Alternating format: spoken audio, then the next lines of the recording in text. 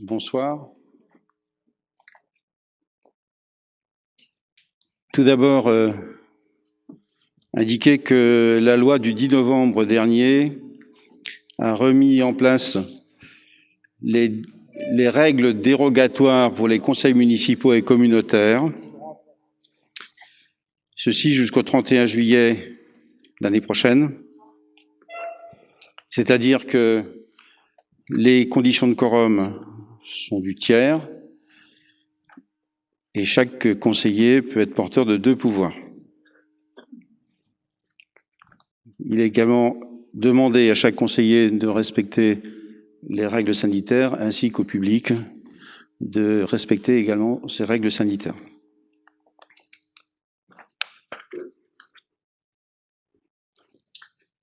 Ensuite, je fais part au conseil municipal de la démission de monsieur Haroun Pajani-Radja, qui est donc remplacé par madame Séverine Gauguin, qui ce soir s'excuse de ne pas pouvoir être avec nous, mais siégera au conseil municipal. À ce propos, je tiens à remercier monsieur Haroun Pajani-Radja de son investissement, sa disponibilité, du temps consacré au service de l'ensemble des Meulésiens depuis 2014.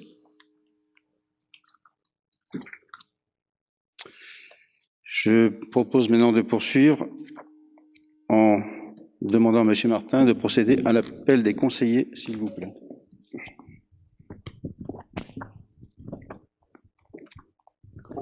Monsieur Claude Jaouen. Présent. Monsieur Alain Maury. Présent. Madame Sophie Laudréan-Quénecdu. Présent. Monsieur Patrice Dumas. Présent. Madame Ghislaine Marzin.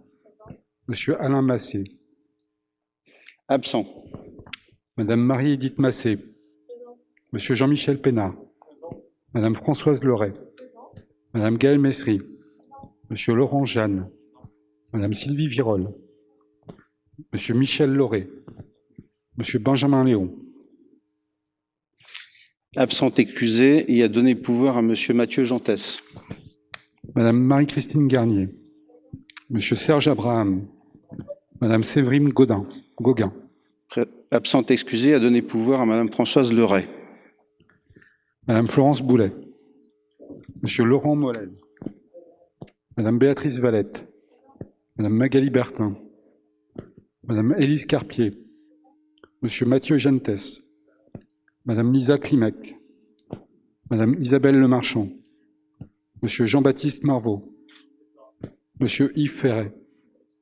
Madame Christelle Renaud. Monsieur Marc-Olivier Ferrand. Je sollicite un volontaire pour prendre des notes de secrétariat. Monsieur Laurent Jeanne, pas d'opposition?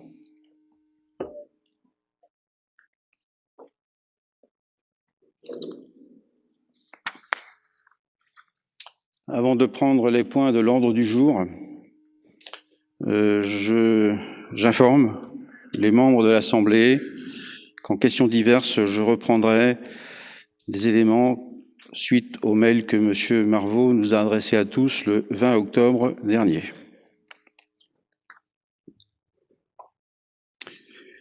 Sur le procès-verbal de la séance du 29 septembre, avez-vous des remarques?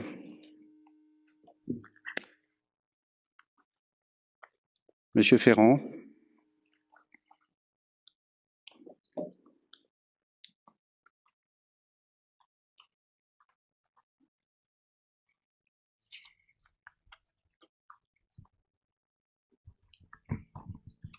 Oui, monsieur le maire, donc page 4 du procès verbal. À la fin de votre intervention, vous indiquez que l'étude technique de l'agrandissement de la station d'épuration à 10 700 équivalents habitants est terminée, qu'elle a été engagée avant ces événements et que les phases de validation réglementaire sont prêtes à être lancées afin de pouvoir démarrer les travaux l'an prochain. Or, dans les documents qui nous ont servi de travail, enfin d'éléments de travail pour le comité de pilotage sur les travaux de la station d'épuration, sur le document de novembre 2020, il était indiqué que l'étude des deux scénarios d'extension portait à 8 000 et 9 500 équivalents habitants. Donc on n'est pas aux 10 000 dont vous parlez. En mars 2021, vous parlez également de l'étude préliminaire arrêtée à capacité de la future station d'épuration à 9 500 équivalents habitants. Et toujours dans ce même document de mars 2021, en conclusion, il est écrit, par conséquent, la charge minimale à traiter à long terme est de 8 453 équivalents habitants.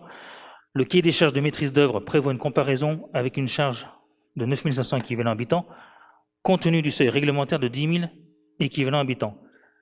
Avec la faible différence de coût, la charge nominale de 9 500 habitants a été retenue pour la future installation lors de l'étude préliminaire.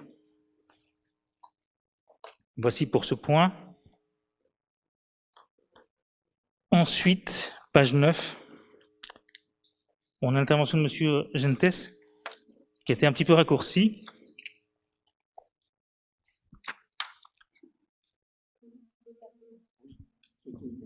Plus fort. C'est mieux comme ça? Très bien. Oui, vous disiez? Donc, je reprends sur votre intervention lorsque vous disiez que vous aviez fait une étude technique à 10 700 équivalents habitants. Or, dans les travaux que nous avons menés dans le comité de pilotage... Ça, j'ai entendu. Pardon? Vous avez entendu? Ce point-là, j'ai entendu. Okay. Vous étiez à la je page disais 9. simplement que, effectivement, entre ce que nous avons constaté comme nombre retenu lors des travaux de la station et ce que vous avez indiqué lors du conseil municipal, il y a un différentiel. Donc, je voulais un petit peu comprendre d'où ce chiffre que vous avez exprimé lors du dernier conseil municipal était sorti, parce qu'il ne sortait pas du tout de nos travaux en comité de pilotage. Vous étiez à la page 9. C'était effectivement la page 9, absolument à la fin de votre intervention.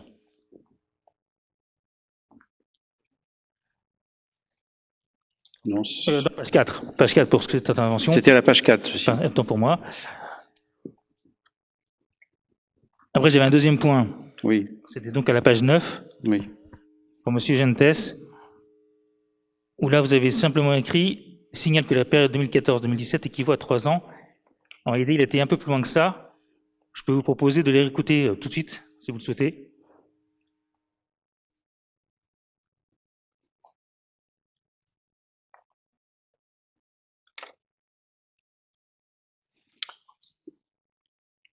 Enfin, ce qui est écrit, 2014-2017, ça fait 3 ans. Mais c'est pas arrêté là.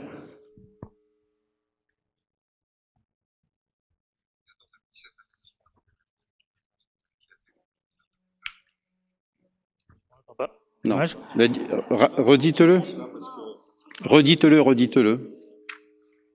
Je pense que vous êtes assez grand pour savoir compter. Bien, est-ce que vous avez d'autres remarques? Ensuite, la page 20, où là, on vous demande une correction.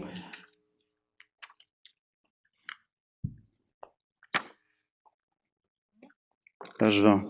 Voilà. Lorsque M. Marot s'est exprimé, il a dit regretter la présence de M. Massé. Il fallait comprendre, il regrettait l'absence de M. Massé. Nous demandons la correction de ce sera corrigé. Propos. Merci.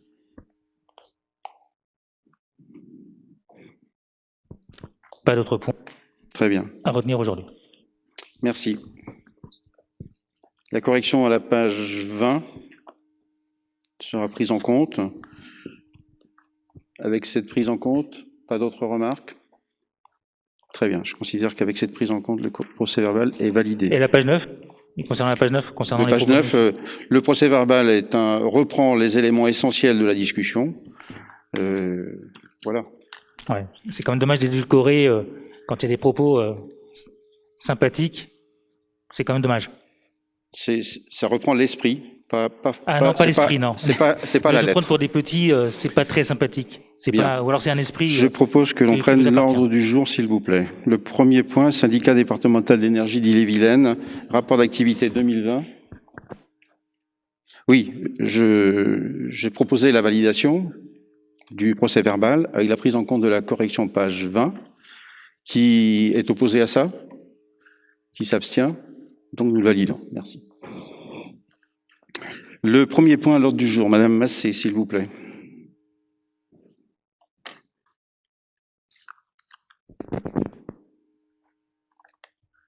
Bonjour. Bonjour, pardon, merci. Je vais vous présenter rapidement le rapport d'activité du SDE 35. Vous en avez je vais vous en présenter la synthèse et vous avez le rapport exhaustif dans vos documents. Donc le SDE, les faits marquants en fait du SDE 35 a été l'élection des nouveaux délégués puisque c'est période d'élection.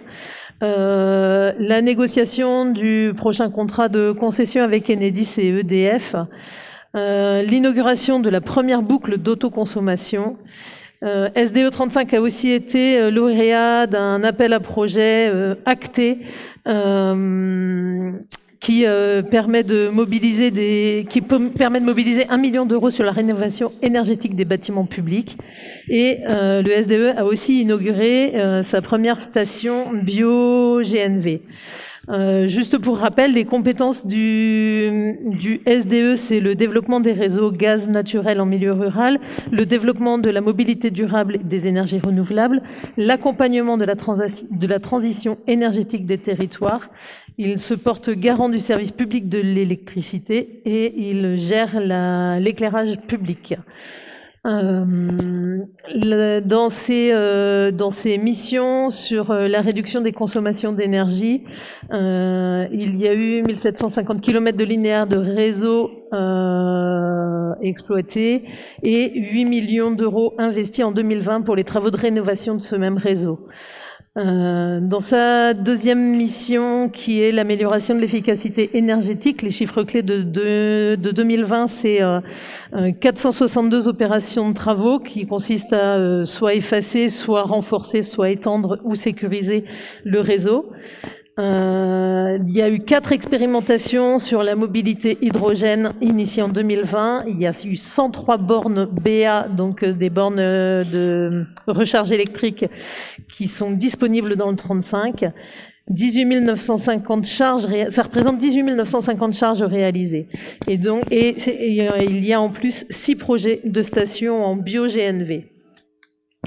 Sur la mission numéro 3, développer les énergies renouvelables, les chiffres clés, c'est 6 millions, c'est en fait l'accompagnement de Energive et pour accompagner les communes et les EPCI.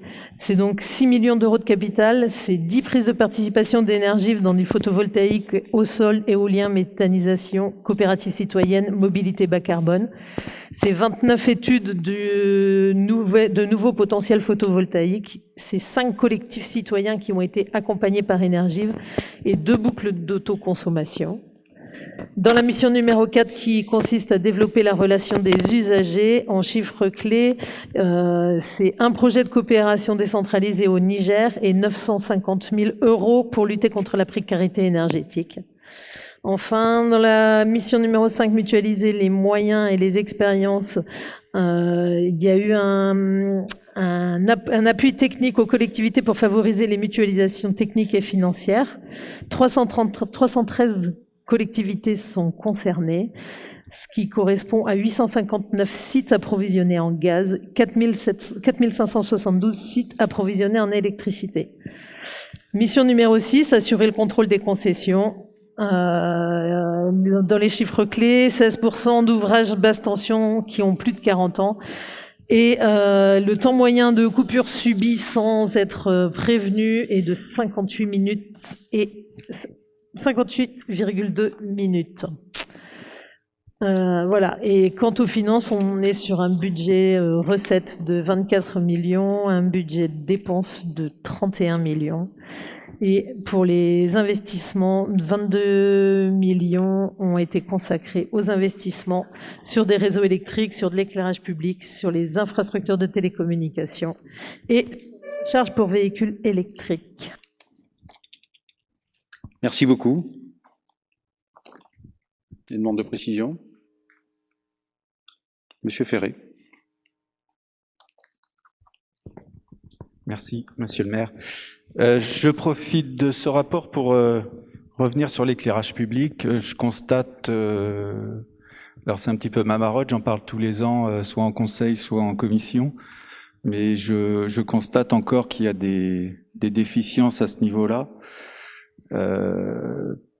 Ça fait quelques mois que la rue de Montreuil, sur toute sa longueur, est allumée toute la nuit. Je ne sais pas si c'est normal. Encore ce matin à 5h15, lorsque je suis parti, c'était tout éclairé depuis la place de l'église jusqu'au Landel. A contrario, à la tombée du jour, la rue de la Poste est complètement dans le noir. Donc, je voudrais voilà, qu'on puisse régler ce problème une fois pour toutes. Merci. Parce que ça fait 7 ans que j'en parle et il y a toujours des dysfonctionnements. Non, je pense que vous exagérez. Mais merci. Ça n'a rien à voir avec le bilan du SDE, mais Je Madame remonte au Massé SDE, merci. fera faire les vérifications. Le point suivant, donc il n'y a pas de vote. Conseil municipal, pardon, Monsieur Marvaux. Excusez-moi.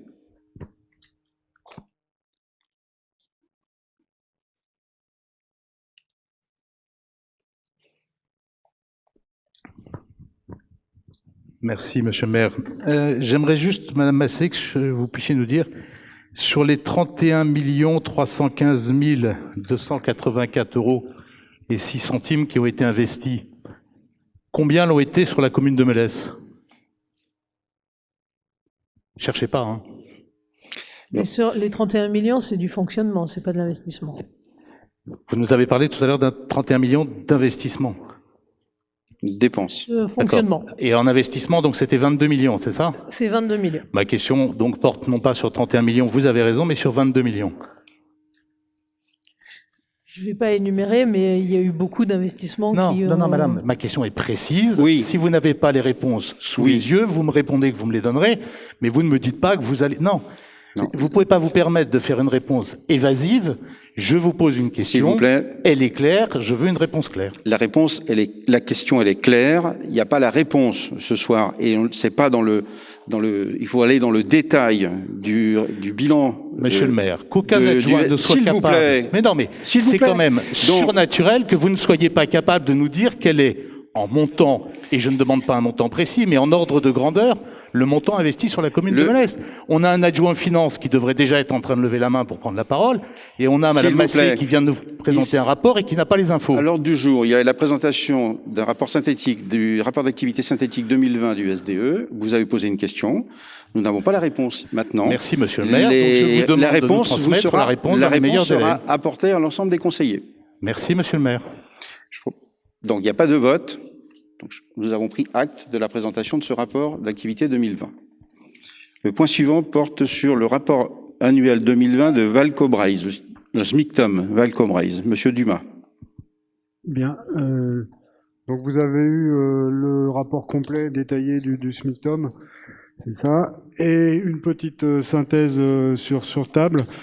Donc un rappel d'abord les compétences du SMICTOM Valcobraise, donc la prévention, la pré-collecte, c'est-à-dire les bacs, etc. La gestion des déchetteries, la collecte des ordures ménagères et des déchets recyclables, la gestion de la redevance, le tri et le traitement. Notre territoire est composé de 5 comités de communes. La commune n'adhère pas directement au SMICTOM, on y est représenté par la communauté de communes à qui on a délégué la compétence. Et donc, avec notre communauté de communes, il y a la communauté de communes de la Bretagne romantique, de Liffré-Cormier communauté pour partie, puis 2 petits morceaux de communauté de communes sur Couesnon, Marche de Bretagne et Liffré-Cormier. On représente 92 000 habitants. Quelques chiffres techniques. Donc, la collecte d'ordures ménagères représente 150 kg d'ordures ménagères par habitant en 2020. C'est un chiffre qui est plutôt très bon, puisque la moyenne nationale se situe autour de 240. Alors, évidemment, toutes les collectivités sont pas comparables, il n'y a pas forcément les mêmes services, les mêmes types d'habitats, etc. Mais on a quand même un résultat qui est très bon. En matière de collecte d'emballage recyclage, ça représente 40 kilos par habitant. Et là, pour le coup, un volume bien plus important, puisque la caractéristique de ces emballages et recyclages, c'est que ça prend beaucoup de volume pour peu de poids. Quelques éléments sur les collectes en déchetterie. 22 000 tonnes de déchets collectés en 2020 sur l'ensemble des déchetteries. Ça représente 250 kilos par habitant. Et donc, on s'aperçoit assez vite que le SMICTOM récupère plus de déchets en déchetterie que dans les opérations de collecte. Donc, on a on est très bon, je dirais, sur les aspects production de déchets. On est plutôt dans vraiment des chiffres performants. En revanche, en déchetterie, c'est là où ça pêche un peu. Au niveau de la prévention, donc le SMICTOM a mis en place la vente de composteurs, la collecte de journaux, diverses actions qui ont permis de récupérer et de recycler directement des stocks importants de papier qui permettent d'alléger les coûts, puisqu'en fait c'est des recettes pour le SMICTOM, ce papier collecté. Au cours de l'année 2020, puisqu'on est sur l'année 2020, le SMICTOM a également fait un diagnostic en vue du plan local de prévention des déchets qui doit être adopté normalement début d'année prochaine. Voilà. Quelques indicateurs environnementaux. Donc, au niveau des traitements de déchets, 86% des déchets sont valorisés. Ça veut quand même dire qu'il y en a près de 14% qui ne le sont pas et qui sont encore enfouis. C'est principalement les gravats et les encombrants. Pour le reste, on a des valorisations soit matière, donc plutôt noble, soit valorisation énergétique pour une partie des déchets. Et puis, tous les déchets verts donc, sont transformés en amendement organique, en compost, sur une unité au sud de Rennes.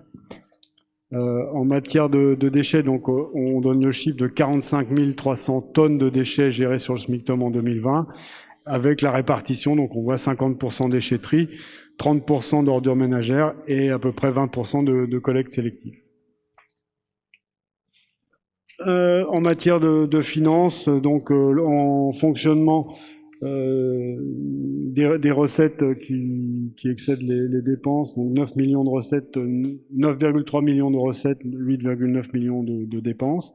En investissement, alors il y a beaucoup de recettes puisqu'on a le SMICTOM a réalisé un emprunt qui doit couvrir les investissements de plusieurs années. Et donc, c'est pour ça qu'on a des recettes d'investissement qui sont très importantes en 2020, puisqu'il y a eu 8 millions d'emprunts sur cette année-là. La capacité d'autofinancement supérieure à 1 million d'euros. Donc, pour l'instant, les finances, enfin, sur l'année 2020, les finances apparaissent saines, et ce qui a permis notamment de baisser les redevances pour une partie des habitants. Les perspectives, alors là je rappelle qu'il s'agit des perspectives qui étaient celles de 2020, travaux d'extension du siège, donc c'est des travaux qui ont été terminés, modernisation des déchetteries, donc ça doit permettre de faire des travaux sur l'ensemble de nos déchetteries. À ce jour, la déchetterie de Liffré et celle de Tinténiac et celle de Combourg ont été rénovées, la prochaine c'est celle de Melesse, sur le site des Olivettes, puis la Bouessière et Montreuil-sur-Île. Et puis, dans les perspectives également, la convergence des services et des fonctionnements entre nos deux ex-territoires, puisque le SMICTOM Val-Caubrez est issu de la fusion en 2019, en début 2020, pardon, des SMICTOM des Forêts et des SMICTOM d'Île-et-Rance. Voilà. Merci. J'ai terminé. S'il y a des questions. Merci. Si vous avez une demande de précision. Madame Mestri. Vous êtes plus proche là-bas, Monsieur Ferré. Merci. Juste une information que je voulais concernant la prix de Melesse. Ce sera un agrandissement ou juste une rénovation? Ça fera l'objet de réunions de travail. Aujourd'hui, tu peux répondre, Patrice, sur le principe. Je peux répondre. À ce jour, le souhait, c'est d'installer la déchetterie plutôt dans la zone d'activité d'extension des Olivettes, puisqu'en fait, c'est une déchetterie qui sera mutualisée enfin, avec les communes voisines de Montreuil-le-Gard, La Mézières, Vignoc même, et donc ce sera un endroit beaucoup plus facile d'accès. Et donc, si tout se passe comme prévu, la déchetterie sera transférée aux Olivettes, ce qui permettra, avec un avantage important, de ne pas avoir à fermer notre déchetterie actuellement pendant les travaux, ce qui a été le cas à Liffré et Tinténiac. Merci. Dans un délai de combien de temps? Travaux normalement en 2023. Début des Normalement, les 2000. travaux en 2023. Les études, là, pour l'instant, on en est aux dimensions du terrain, aux premières études, et donc le début des travaux, probablement 2023. Je vous remercie. Madame Mestri. Ah, Madame Renaud. On peut vous donner le micro sur le passage.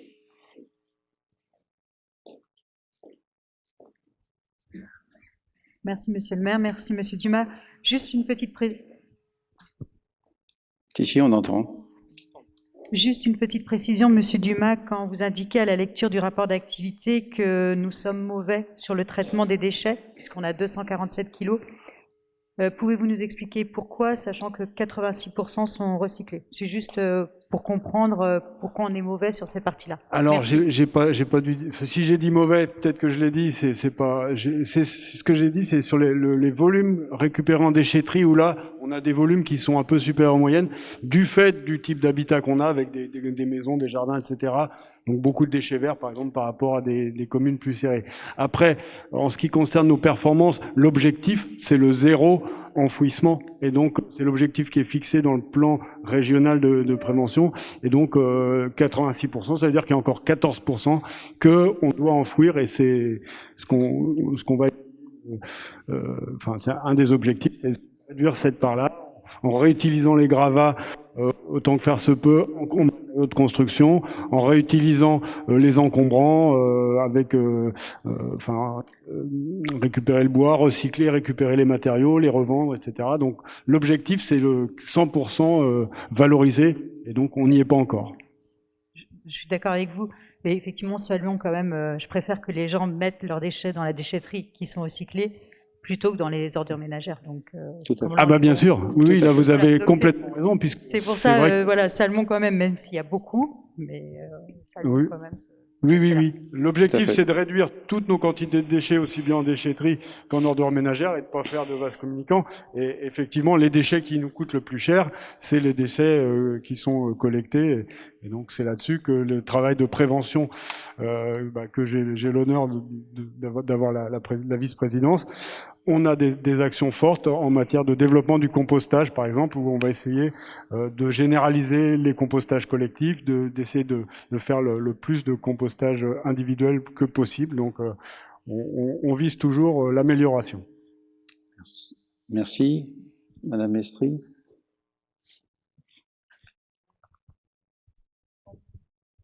C'est bon? Oui, pardon. Merci pour ces chiffres. Je trouve intéressant, moi, le chiffre de 149 kilos par habitant concernant les ordures ménagères. On est quand même en dessous de la moyenne nationale, ce que disait Patrice tout à l'heure.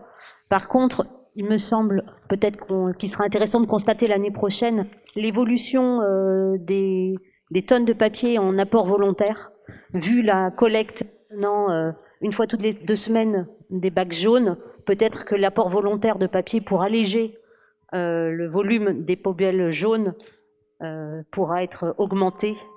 Enfin, je sais que dans mon quartier, on est plus nombreux à aller déposer volontairement notre papier pour laisser de la dans le bac jaune. Au pot de yaourt dans les bacs jaunes. Et je pense que ce sera intéressant de constater cette évolution l'année prochaine si les gens jouent toujours le jeu du tri sélectif. Donc effectivement, récupérer le papier séparément, c'est un des objectifs aussi qu'on mène, puisque le papier, quand on le récupère de façon isolée, homogène, on a des recettes qui sont relativement importantes, enfin relativement. Quand on les récupère mélangés à du plastique, ça nous entraîne des coûts de ramassage, des coûts de tri, et on récupère à la fin un papier de moins bonne qualité. Donc effectivement, et donc dans les nouveautés, alors pour le coup, je ne parle pas du bilan 2020, mais des perspectives, des points d'apport volontaires pour les journaux spécifiques, puisqu'on a encore des filières différentes de réutilisation des journaux par rapport au papier récupéré. Merci. Pas d'autres demandes de précision? Monsieur Molez.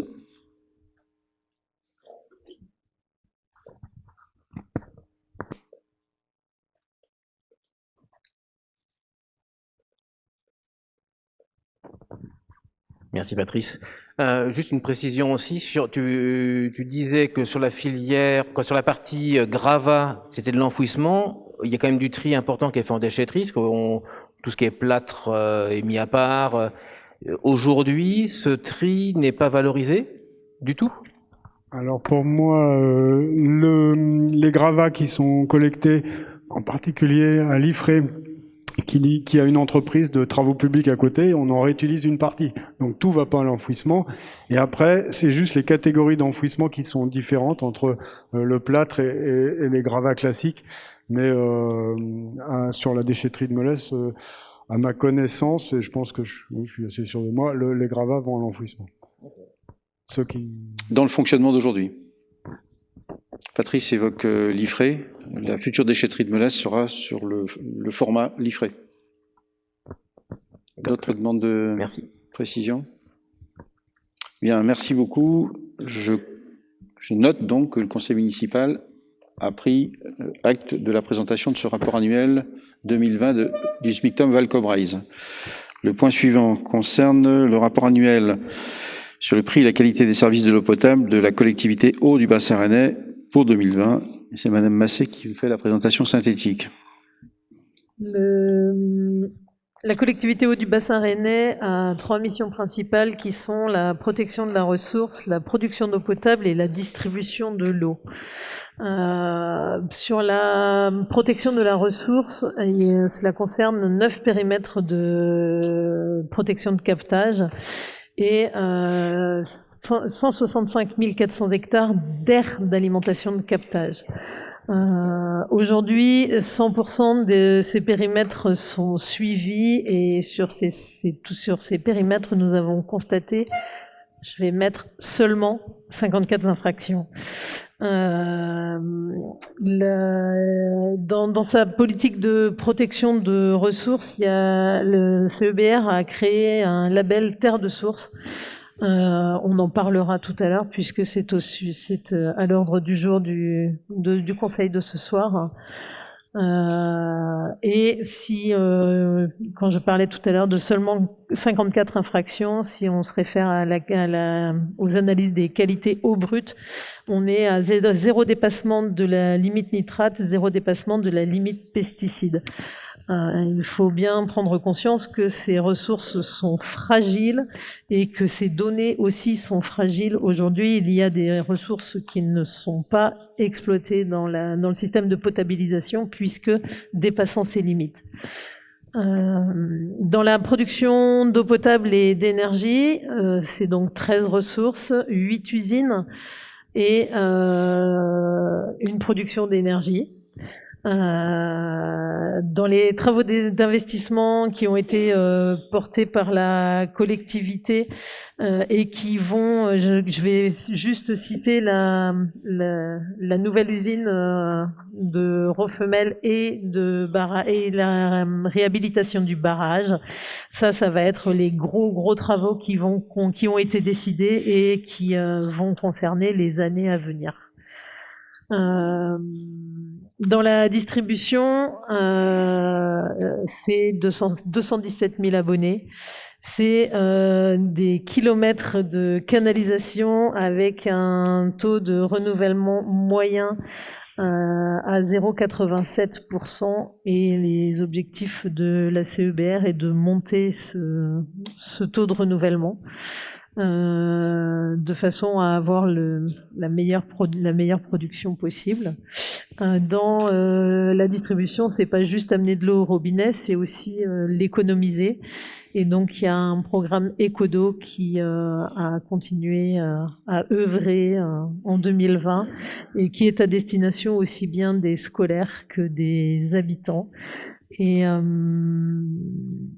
Et donc, ce programme Écodo consiste à indiquer aux consommateurs comment utiliser le moins d'eau possible. L'eau qui arrive chez les abonnés, elle doit aussi être forcément payée, mais la CEBR a une vraie politique de tarification écologique et sociale en créant les 10 premiers mètres cubes d'eau gratuits. Elle a aussi créé un crédit eau pour les familles nombreuses et un dispositif chèque eau pour les bénéficiaires de l'anciennement CMU. L'objectif dans le regroupement de toutes ces communes au sein de la collectivité, c'est aussi une harmonisation sur le prix de l'eau et qui a pour objectif d'arriver en 2023 à un prix unique sur la totalité de la collectivité. Et donc vous voyez la comparaison des cartes, je vous laisserai lire l'évolution tarifaire.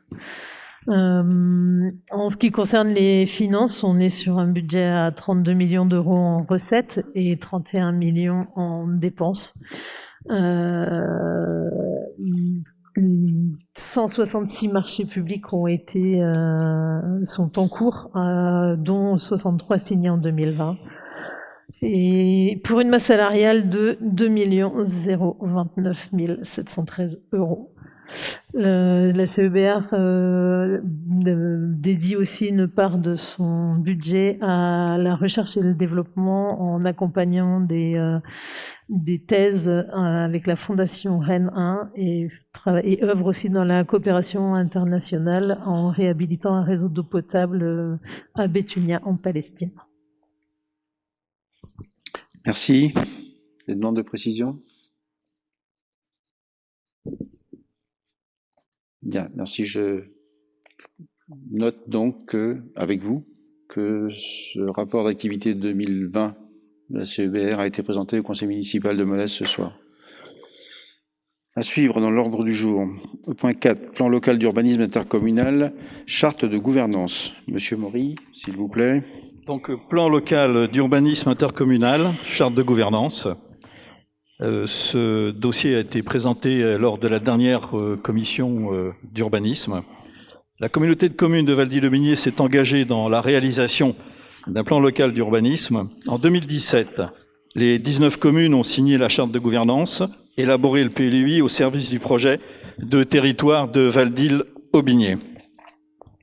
Cette nouvelle charte a pour objectif d'organiser les lignes du processus décisionnel pour l'évolution et le suivi du PLUI de la communauté de communes du Valdy-le-Binier. Elle est composée des éléments suivants: les valeurs de cette charte, les instances et les modalités de coopération, la gestion et le suivi du PLUI. Les évolutions concernent les points suivants: compléter le rôle du conseil communautaire après approbation du PLUI, compléter le rôle du comité de pilotage après approbation du PLUI, compléter le rôle des conseils municipaux après approbation du PLUI et préciser le rôle du président. Ces évolutions de la charte de gouvernance ont été débattues en conférence des maires du 3 mars 2021 et approuvées en conseil communautaire le 11 mai 2021. En ce qui concerne les conseils municipaux, une des modifications, c'est de donner l'initiative aux communes sur les procédures de modification, c'est-à-dire que les conseils municipaux, après passage en commission d'urbanisme, peuvent solliciter des modifications du PLU intercommunal pour ce qui concernerait des dispositions réglementaires inadaptées touchant leur commune. Voilà, c'est une des modifications importantes. Donc le conseil municipal sera invité à approuver la nouvelle charte de gouvernance de la communauté de communes de Valdy-le-Binier telle que définie en annexe et autoriser monsieur le maire à signer tout document se rapportant à cette délibération. Merci. Demande de précision, monsieur Marvaux.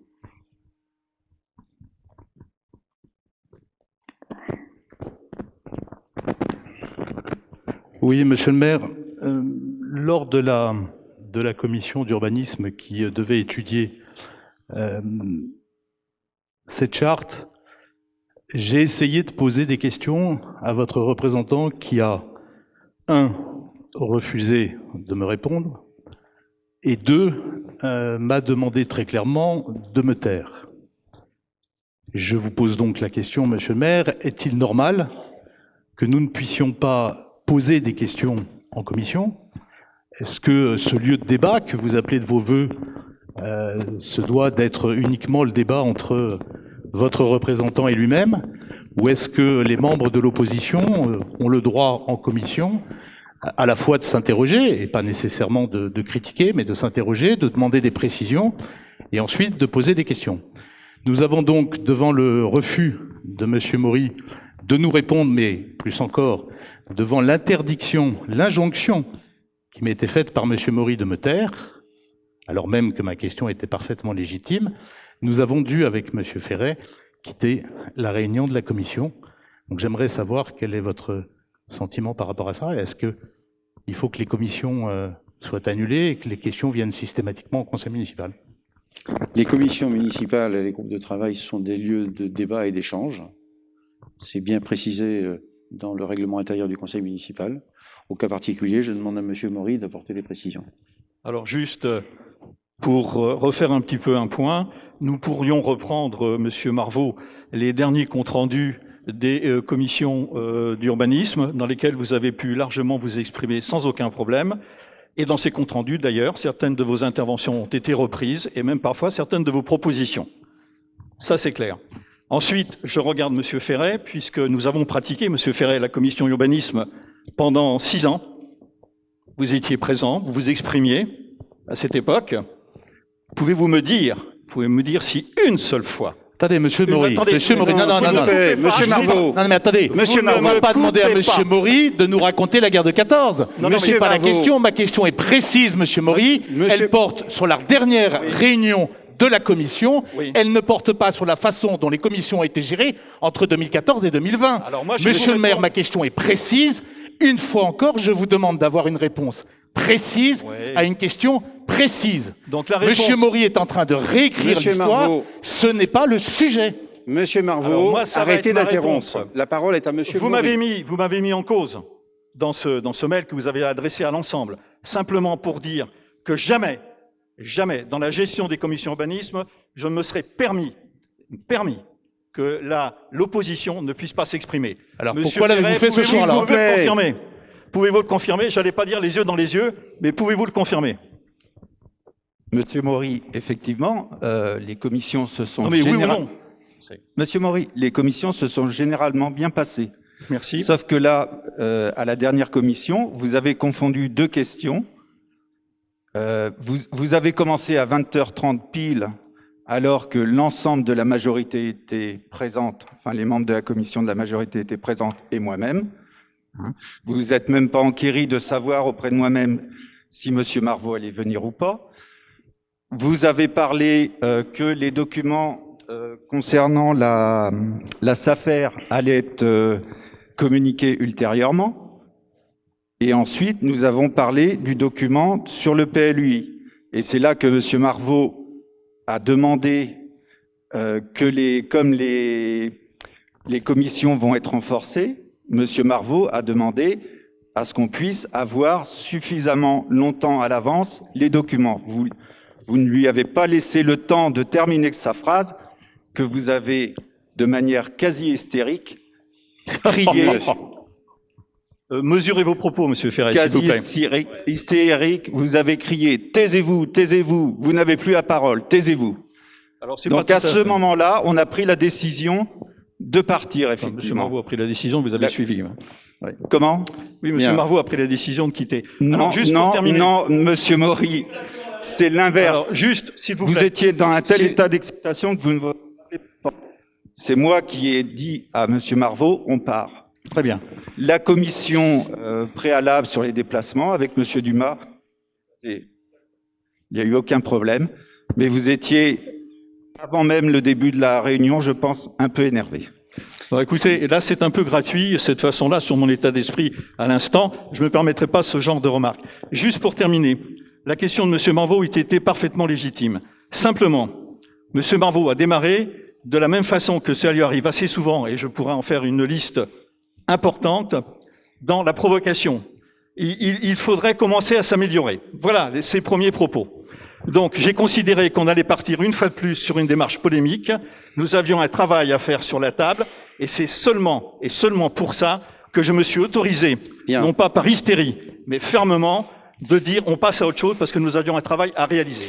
Alors, je suis, si vous me permettez, monsieur le maire, je n'ai jamais empêché l'opposition de s'exprimer en commission. La seule chose, c'est que je demande et j'entends que je puisse être respecté. C'est tout, c'est clair. Bien. Ceci étant dit, je pense qu'on a traité ce point-là. Sur le sujet proprement dit de la délibération, je vous la donne.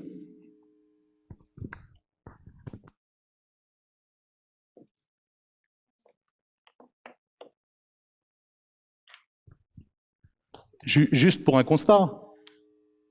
On arrive donc à la fin de cet épisode, et on voit bien d'ailleurs l'état d'esprit qui est celui de M. Maury, un peu agacé ce soir. Il était quasi hystérique l'autre jour. Nous n'avons toujours pas la réponse aux questions que nous avons posées. Le résultat, il est bien là. Si M. Maury considère que le débat, ça ne peut jamais être un échange verbal, même un peu punchy, il faut que M. Maury s'endurcisse un peu le cuir et travaille un peu ses fonds de dossier. S'il vous plaît. Et on aura à ce moment-là des réponses précises aux questions précises que nous posons. S'il vous plaît. Merci, monsieur le maire, de m'avoir redonné la parole. Ceci est inadmissible, ce que vous venez de dire. Inadmissible. Et n'élève pas le niveau de débat. Donc je considère que ce point-là est suffisamment débattu sur des sujets qui n'ont rien à voir d'ailleurs sur le fond à ce qui a été présenté en délibération, ce qui est présenté en délibération. Donc que je vais au vote.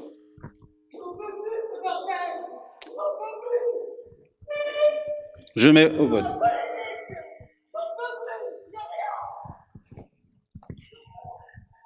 Je fais une interruption de séance. 10 minutes. 10 minutes. Bien, reprenons la séance. Le conseil municipal doit se tenir de manière sereine. L'expression excessive, outrageuse de propos n'ont pas leur place en séance de conseil municipal. Donc je demande à chacun de respecter strictement ceci.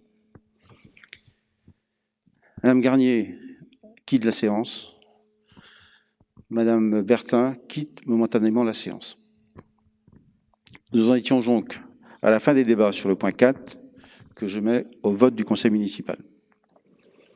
Et j'invite le conseil municipal à valider la charte de gouvernance de la communauté de communes du Val-d'Ille-Aubigné telle qu'elle a été définie et était en annexe de votre document et à m'autoriser à la signer, ainsi que tout document rapportant cette délibération. Qui ne prend pas part à ce vote? Qui est contre? Qui s'abstient? 5 abstentions. Donc, adopté à l'unanimité des suffrages exprimés. Le point 5. Plan local d'urbanisme, des demandes d'évolution, Monsieur Maury. Voilà, à l'initiative de la commune de Melesse et suite à l'étude sur table des documents, la charte de gouvernance évolution du plan local d'urbanisme intercommunal au service du projet de territoire de Val-d'Ille-Aubigné a pour objectif d'organiser les grandes lignes du processus décisionnel pour l'élaboration et le suivi du PLUI de la communauté de communes de Val-d'Ille-Aubigné. Dans ce cadre, les communes proposent des modifications du cahier communal et du règlement graphique. Elles peuvent également faire remonter des dispositions réglementaires inadaptées du règlement littéral ou des orientations d'aménagement et de programmation thématique. Le conseil municipal formalise et valide les nouvelles demandes d'évolution du PLUI. Ainsi, la commune de Melesse considère qu'il apparaît nécessaire de procéder à la modification du PLUI pour les motifs suivants. 1. Intégrer l'inventaire des zones humides réalisé en mars 2018 par le syndicat mixte du bassin de l'Île et de l'Îlet au PLUI, devenant un document de référence. Permettre l'édification de bâtiments agricoles dans les marges de recul des voies de catégorie C et D. Le long des voies départementales de catégorie C et D, en C, c'est la D82 et la D27, et en D, vous avez la D25, 26, 91, 528 et 637. Les marges de recul sont de 25 mètres et de 50 mètres selon la destination, logement ou autre. Ces marges s'appliquent en dehors de l'agglomération. Toutes les constructions ou installations sont interdites dans ces marges. Il est proposé d'appliquer une dérogation pour les bâtiments d'exploitation agricole. Il est repris dans le tableau sur les voies de catégorie C, sous destination logement, c'est 50 mètres, autre destination hors agglomération, 25 mètres, et c'est 25 mètres sur les voies de catégorie D. Cette demande est justifiée par le fait que, pour au moins 2 exploitants agricoles, le fait de ne pas pouvoir construire dans cette zone de 25 mètres, en respectant toutes les règles de sécurité, c'était un véritable handicap pour la réalisation d'un projet de bâtiment agricole. Donc c'est ce qui justifie cette demande qui sera soumise et qui rentrera dans le nouveau processus de gouvernance de la charte du PLUI. Assouplir la règle des orientations d'aménagement et de programmation trame verte et bleue. L'OAP trame verte et bleue a pour objectif d'enrayer la perte de biodiversité et de concourir à son amélioration en préservant et en remettant en état les réservoirs et continuités écologiques du territoire. Il est noté, afin de protéger le système racinaire, les aménagements nécessitant des déblaiements réseau construction seront réalisés à une distance de 10 mètres environ des haies identifiées au PLUI. Il est proposé, dans cette modification numéro 3, d'assouplir cette règle contraignante en zone urbaine, donc nous proposons la rédaction, afin de protéger le système racinaire, les aménagements nécessitant des déblaiements réseau construction entre 5 et 10 mètres des haies identifiées au PLUI seront réalisés en mettant en œuvre des mesures de protection du système racinaire et des préconisations de travaux. Vous aviez un plan qui vous montre, et notamment la problématique sur la ZAC du Feuil, entre autres, l'ensemble des haies qui sont identifiées au PLUI. Autre demande, modifier le zonage de la parcelle AE85 située au 67 rue de Montreuil en UE2. Donc c'est au nord de la zone d'activité des Landelles. Il y a une parcelle 85 et parcelle 84 qui appartiennent aux mêmes propriétaires. Ces derniers ont fait des remarques dans le cahier des remarques lors de l'enquête publique de la mise en œuvre du PLUI. Ces remarques avaient fait l'objet d'une acceptation, ou en tout cas d'un avis positif des commissaires enquêteurs. Les personnes sont venues nous solliciter pour basculer en UE, zone d'habitat, la parcelle 85 sur laquelle figure déjà leur maison d'habitation, et la parcelle 84. Nous n'avons pas souhaité donner suite à cette demande sur la parcelle 84, considérant qu'il nous était nécessaire de conserver une partie en zone artisanale, d'autant qu'au sud de cette parcelle, c'est bien une activité artisanale qui est exercée. Donc la demande porte simplement sur la parcelle 85 de passer au 67 rue de Montreuil en UE2. Créer un zonage UOC pour le nord de la parcelle AR122 située au Babourg. En rappel, le magasin Lidl est implanté au Babourg sur la parcelle AR122. Il souhaite développer sa surface commerciale et accompagner le développement de la commune de Melesse en passant d'une surface commerciale de 900 m² à 1400 m², tout en réduisant sa surface de plancher. Il a engagé une étude de déconstruction et reconstruction sur le nord de la parcelle AR122. Cette parcelle AR122 est classée en zone UE1 d'habitation, c'est comme ça, 70% environ, et pour 30% en zone NP naturelle et protégée. La spécificité du positionnement du magasin Lidl, c'est qu'à la fois, il n'est pas dans la ZACOM, la zone d'activité commerciale, donc pas reconnu comme tel et ne peut pas bénéficier, entre guillemets, d'éventuelles possibilités d'extension, et il n'est pas non plus dans la centralité. Lorsqu'ils sont venus présenter le projet, on a considéré, dans un premier temps, qu'on pouvait proposer de créer une zone UOC au nord de cette parcelle, AR122, ce zonage autorisant les commerces et l'artisanat de plus de 300 m² de surface de vente. Ceci dit, ce n'est pas pour autant, si cette proposition est acceptée en conseil communautaire, c'est pas pour autant que Lidl pourra réaliser son activité, puisque aujourd'hui, il est subordonné et en attente de la part des services du Pays de Rennes qui sont en train de finaliser un cahier d'application pour le commerce en diffus hors ZACOM et hors centralité, commerce en diffus, qui pourrait s'appliquer à ce projet.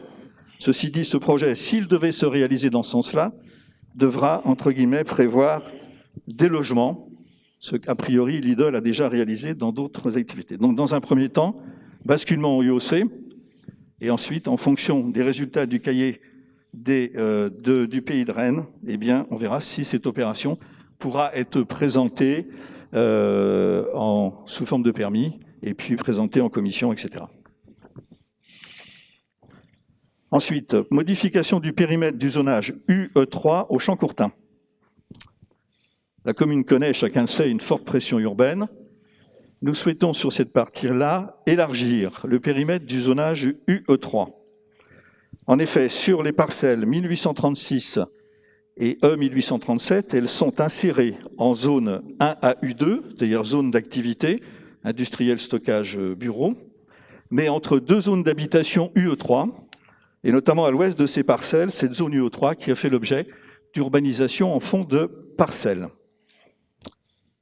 Ces parcelles sont à proximité du centre-bourg et des équipements publics actuels et futurs, collèges, salles multifonctions. Elles seront desservies en assainissement collectif courant 2022. Afin de faciliter la densification urbaine de cette partie de secteur, il est proposé de classer la parcelle E1837 d'environ 650 m² et l'est de la parcelle 1836, environ 390 m², en zonage UE3. Parallèlement à cela, on souhaite demander de modifier l'emplacement réservé numéro 5 et les orientations d'aménagement et de programmation numéro 13, conformément au projet de voirie envisagé. En effet, au nord, vous avez la rue de la Mézière, et où se situe UE3, nous avons un espace réservé qui, cet espace, devrait recevoir en partie, après que la collectivité se sera portée acquéreur du bâtiment qui se situe à ce niveau-là, ce serait la 4e branche, l'amorce de la 4e branche du plateau à 4 branches qui sécurisera l'accès au collège et à la salle multifonction à partir de la rue de la Mézière. Donc il est nécessaire de modifier notre espace réservé pour permettre, et vous avez le plan, un cheminement piéton est à créer en limite est de cette zone. La commune souhaite donc reprendre cette OAP conformément au projet envisagé pour permettre la création d'un passage d'une voie d'accès piéton sur la parcelle E1836. Donc pour ça, il est nécessaire. Sur le plan, vous avez ce qui est prévu, et nous sommes en cours d'acquisition de parcelles de terrain pour pouvoir réaliser au sud de la rue de la Mézière une voie piétonne vélo, cette voie permettant ensuite, si cette modification est acceptée, de permettre de poursuivre et de descendre cette voie piétonnière. Donc voilà les modifications numéro 3 qui sont soumises dans le cadre de cette nouvelle gouvernance et qui seront soumises au comité de pilotage de la commune du Pays de Huy, de la communauté de communes Val-d'Ille-Aubigné. Merci. Monsieur Marvaux.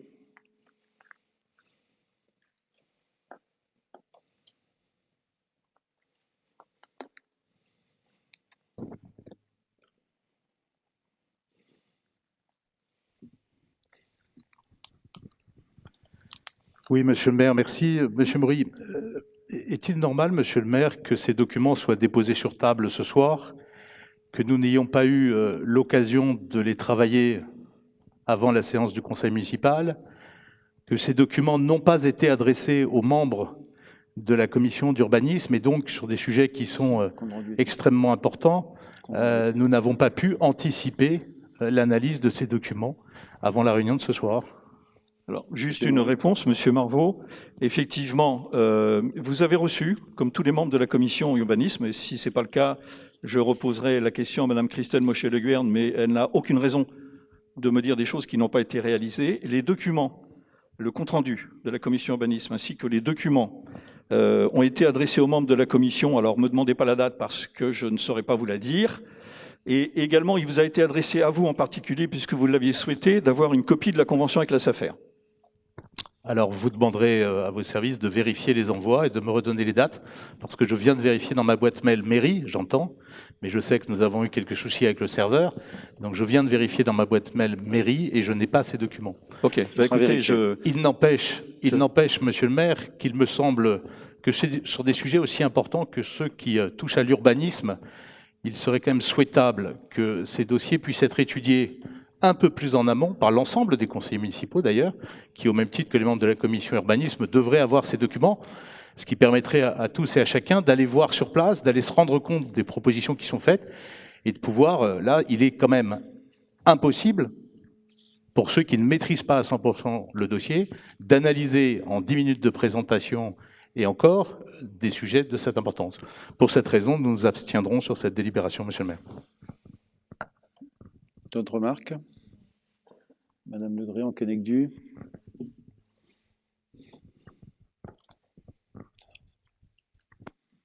Donc le conseil municipal... Attends, voilà. Il y a une question.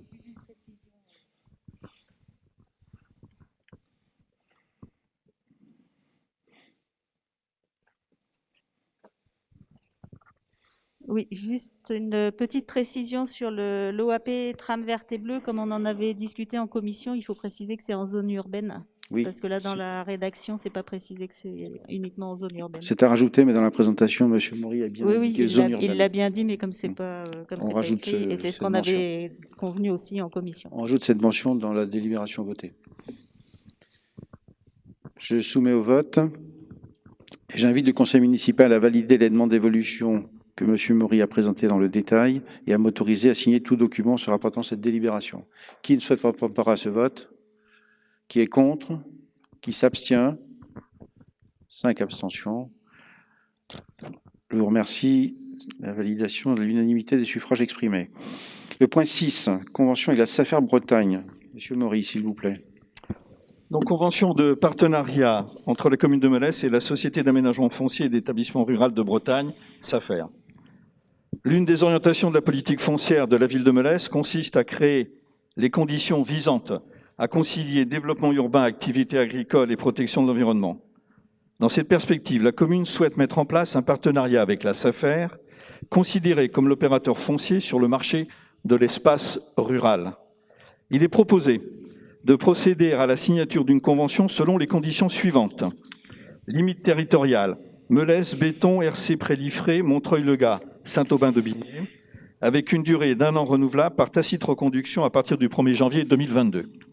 Nous avons souhaité cette convention-là, alors qu'il existe une convention entre la SAFER et la communauté de communes de Valdy-le-Bigné, une convention un peu plus macro et qui n'intègre pas des communes telles que RC Prélifré, entre autres, qui sont des sièges d'exploitation d'agriculteurs qui aujourd'hui exploitent sur des terres dans la ZAC du Feuil. Et dans notre souci d'aller au-delà d'une simple compensation financière, mais de trouver, autant que faire se peut, comme nous l'avons fait sur les terrains qui sont en train d'accueillir à la fois le collège et la salle multifonction, de trouver des systèmes de compensation à due concurrence en surface et le plus possible en qualité. La difficulté qu'on a, c'est d'avoir une vision complète des transactions en matière de terres agricoles. C'est pour cela que pour un coût de 850 € hors taxe par an, la SAFER met à disposition de la commune une veille foncière au moyen du portage Vigifoncier. Cette veille foncière consiste en une information quotidienne des mutations foncières en cours connues par la SAFER, qu'il s'agisse de projets notifiés par les notaires, d'appels à candidature ou de rétrocessions faites par la SAFER. Ce qui permet éventuellement à la commune de Melesse de se porter candidate à l'acquisition de ces terres sans, alors évidemment, c'est pas non plus là une assurance tout risque, puisqu'ensuite il y a une commission et que les choix sont faits. Généralement, quand il s'agit d'une compensation de terres agricoles pour un agriculteur qui ne peut plus exploiter, c'est le cas dans la ZAC du Feuil, c'est regardé avec beaucoup d'attention. Donc pour ce faire, pour avoir une vision beaucoup plus précise et pouvoir entrer dans cette stratégie de compensation de terres agricoles, il est proposé cette convention avec la SAFER. Très bien, merci. Des demandes de précision? Je soumets au vote.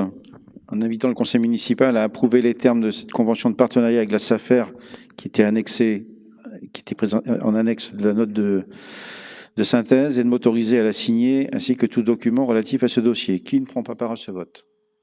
Qui est contre? Qui s'abstient? Je vous remercie.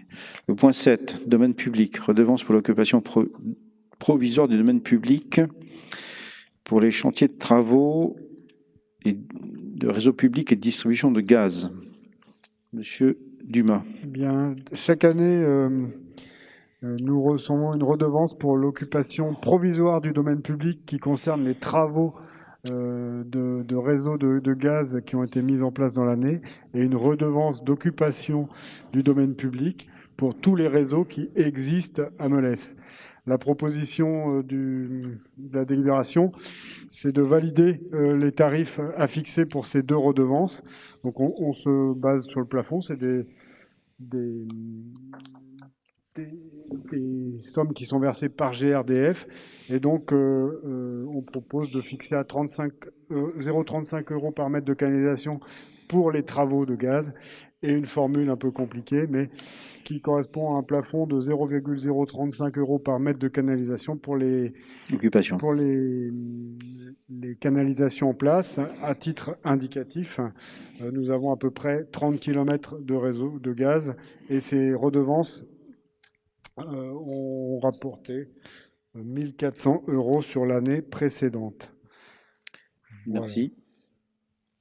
S'il n'y a pas de questions. Pas de demande de précision. Je soumets donc au vote du conseil municipal en vous invitant à adopter les propositions qui ont été faites concernant la redevance d'occupation du domaine public pour l'occupation provisoire du domaine public de la commune par les chantiers de travaux, c'est des ouvrages de réseau public de distribution de gaz, et d'adopter des propositions concernant la redevance d'occupation du domaine public pour les ouvrages de distribution de gaz naturel sur la commune, et de m'autoriser à signer tout document relatif à ce dossier. Qui ne souhaite pas prendre part au vote? Qui est contre? Qui s'abstient? Je vous remercie. Le point suivant, le point 8, école Diwan de Guipel, participation financière à la scolarisation des élèves. L'école Diwan de Guipel a sollicité la commune pour une participation à la scolarisation en élémentaire d'un élève qui habite Melesse. La préfecture d'Ille-et-Vilaine, par une note du 14 octobre 2021, nous informe du caractère obligatoire de cette participation. Il est proposé d'allouer une subvention correspondant au coût élève 2020 pour la scolarisation d'une élève en école élémentaire, soit 330,79 €. Commission éducation enfants jeunesse réunie le 11 mars 2021 avait déjà émis un avis favorable préalablement à la demande formelle de l'école de Diwan qui est arrivée bien plus tardivement. Demande de précision? Je pense que c'est clair pour tout le monde. J'invite donc le conseil municipal à attribuer à l'école Diwan de Melesse une subvention de 330,79 € et à m'autoriser à signer tout document relatif à la gestion de ce dossier. Qui ne prend pas part à ce vote? Qui est contre? Qui s'abstient? Je vous remercie. Le point 9, exonération des redevances d'occupation de domaine public, soutien au commerce local. Monsieur Maurice, s'il vous plaît. Donc Covid-19, exonération des redevances d'occupation du domaine public, soutien au commerce local. Il est rappelé au conseil municipal que de novembre 2020 à mai 2021, les bars, restaurants ainsi que certains autres établissements commerciaux ont été contraints à la fermeture du fait du plan de lutte contre l'épidémie de Covid-19, imposant la mise en œuvre de mesures restrictives, notamment pour l'activité des commerces communaux. Considérant qu'il est nécessaire de continuer à soutenir les acteurs économiques molésiens dans cette période économique de reprise suite à plusieurs mois de fermeture, et afin de relancer la vie et le commerce local, il est proposé une exonération des redevances d'occupation du domaine public des commerçants sédentaires du 1er janvier 2021 au 31 décembre 2021. Cette exonération s'applique pour l'ensemble des occupants qui exercent sur le domaine public des activités commerciales sédentaires. En 2019, les redevances d'occupation du domaine public représentaient la somme de 1 036,05 € et en 2020, les redevances avaient déjà été exonérées. Merci. Des demandes de précision? J'invite donc le conseil municipal à valider d'exonérer du paiement de la redevance d'occupation du domaine public pour l'année 2021 l'ensemble des occupants exerçant une activité commerciale sédentaire sur le domaine public communal et de m'autoriser à signer l'ensemble des documents relatifs à l'exécution de cette délibération. Qui ne prend pas part à ce vote? Qui est contre? Qui s'abstient? Je vous remercie. Le point 10, collectivité eau du bassin rennais. Madame Massé.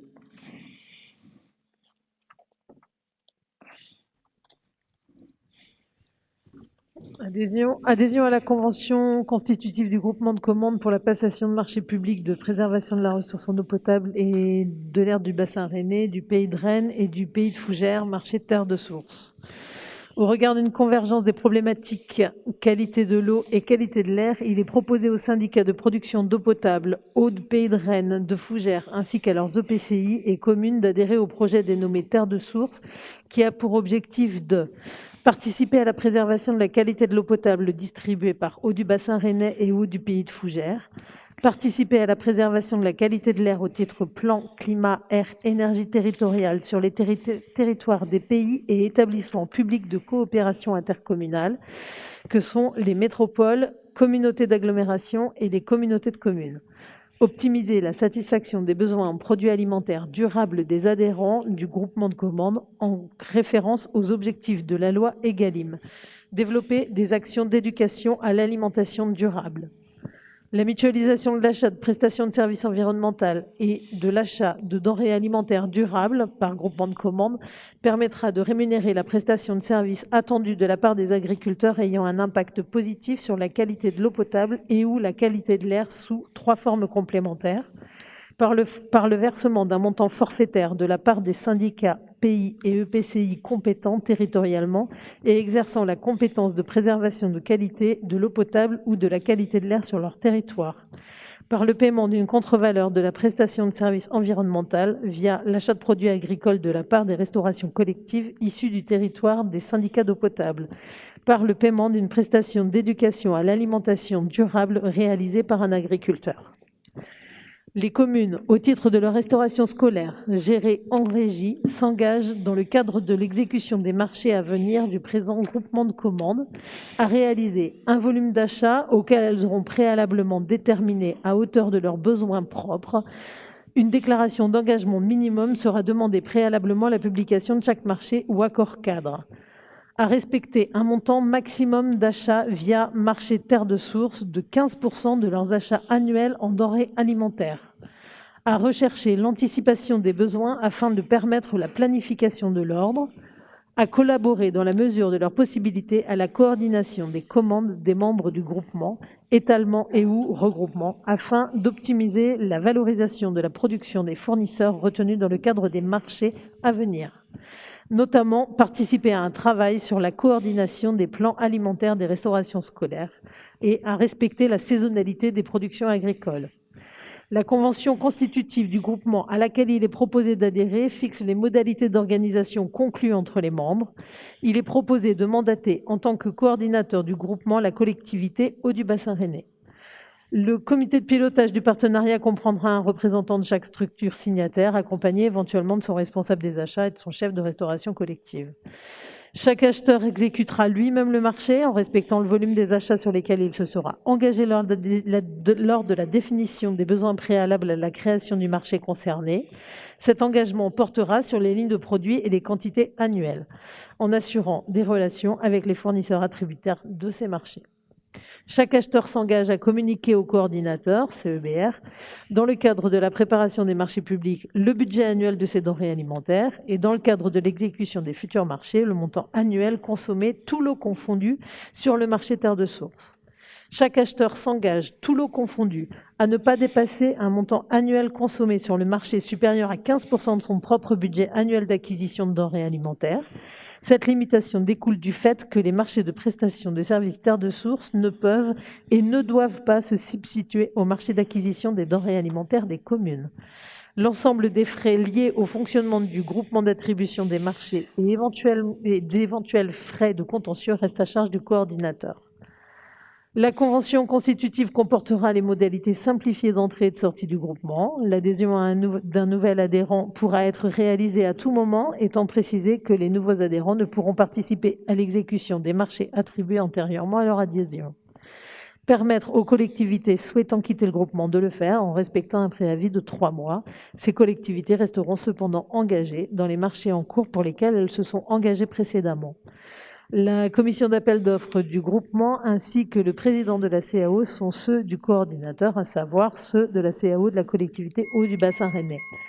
Le président de la CAO désignera un représentant de chaque membre adhérent au groupement de commandes sur proposition de l'adhérent au titre des personnalités compétentes dans la matière et qui font l'objet de la consultation. Ces représentants seront invités à participer avec voix consultative aux réunions de la commission d'appel d'offres. Merci. Des demandes de précision? Très bien. Je soumets donc au vote du conseil municipal l'approbation de l'adhésion au groupement de commandes dans lequel la collectivité Eau du Bassin Rennais sera le coordonnateur pour la passation des marchés de préservation des ressources en eau potable et de l'air du Bassin Rennais, du Pays de Rennes et du Pays de Fougères. De m'autoriser à signer la convention constitutive de ce groupement intégrant les dispositions qui ont été exposées selon laquelle la ville de Melez s'engage à participer au titre de l'achat de produits alimentaires durables et éventuellement de prestations d'éducation à l'alimentation durable, au titre de la participation à des travaux en partenariat avec les autres restaurations collectives, qu'elles soient gérées en régie ou confiées à un prestataire privé, de m'autoriser à exécuter le ou les marchés par le groupement et d'inscrire les dépenses en découlant au budget 2022 et suivant. Qui ne prend pas part à ce vote? Monsieur Marvaux. Qui est contre? Qui s'abstient? Je vous remercie. Le point 11, chemin de la biodiversité, convention de passage aux planches. Madame Sophie Le Drian-Kennedy. Donc, dans le cadre de l'élaboration du chemin de la biodiversité, une convention de passage doit être établie lorsque le cheminement passe sur des parcelles privées. On a déjà 2 conventions pour le moment. L'objectif principal de ce chemin est la préservation et la restauration de la biodiversité le long du chemin. Et le projet est de créer un cheminement de randonnée autour du centre-bourg, restaurer et préserver des milieux naturels le long du chemin, sensibiliser le grand public sur la biodiversité et les milieux naturels le long du parcours. Dans cette convention, il est proposé que les randonneurs puissent emprunter le chemin qui sera balisé et délimité sur les parcelles privées cadastrées A48 et A1219 appartenant à M. Christian Hu. Cette convention sera proposée par ailleurs à M. Hu. Merci. Des demandes de précision? Je soumets donc au vote de l'Assemblée. Pardon, Madame, excusez-moi.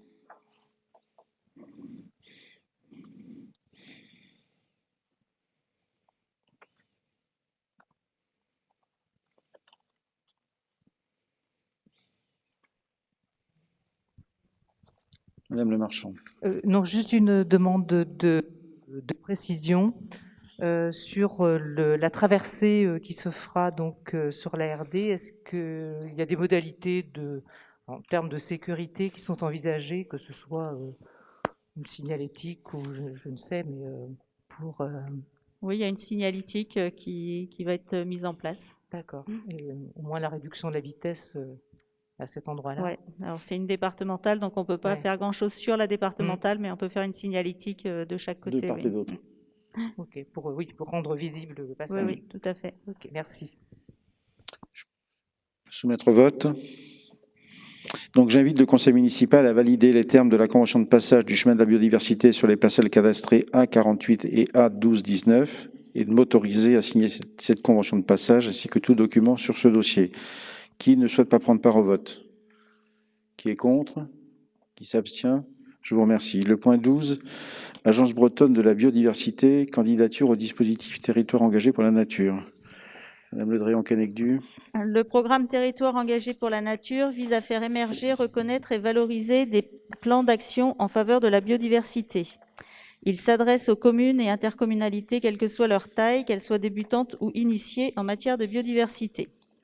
La reconnaissance territoire engagé pour la nature apporte à la collectivité un accompagnement par des experts pour formaliser un programme d'action réaliste et concret qui intègre les enjeux locaux, régionaux et nationaux, un renforcement des connaissances, enjeux réglementation notamment, et des compétences sur la biodiversité via un accès à des données nationales et régionales, des formations, etc. La facilitation à l'accès de financements existants par l'intermédiaire d'appels à projets régionaux ou des agences de l'eau, par exemple. La ville de Melesse a candidaté au dispositif TEN en septembre 2021 et le jury régional réuni le 19 octobre dernier a retenu sa candidature. La validation définitive de la reconnaissance de Melesse qui aura lieu le 2 décembre prochain lors du conseil d'administration de l'Agence bretonne de la biodiversité ne peut intervenir qu'après délibération de la collectivité actant la candidature à territoire engagé pour la nature et l'engagement à mettre en œuvre les actions suivantes. Donc 3 actions qui avaient été proposées dans le dossier: mettre en place un coefficient de biodiversité applicable dans les aménagements, mettre en place un tram noir sur la commune et créer un film sur la faune et la flore de Melesse. Ces 3 actions sont travaillées avec le Conseil local de la biodiversité. Merci. Des demandes de précision. Monsieur Ferrand.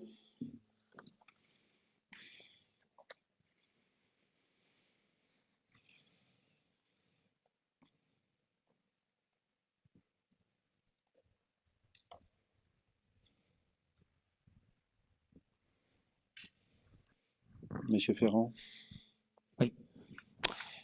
Madame Le Drian-Kenigdu, effectivement, je vois que vous reprenez une de nos propositions que nous avions mises sur les réseaux sociaux concernant l'adhésion à ce dispositif gouvernemental.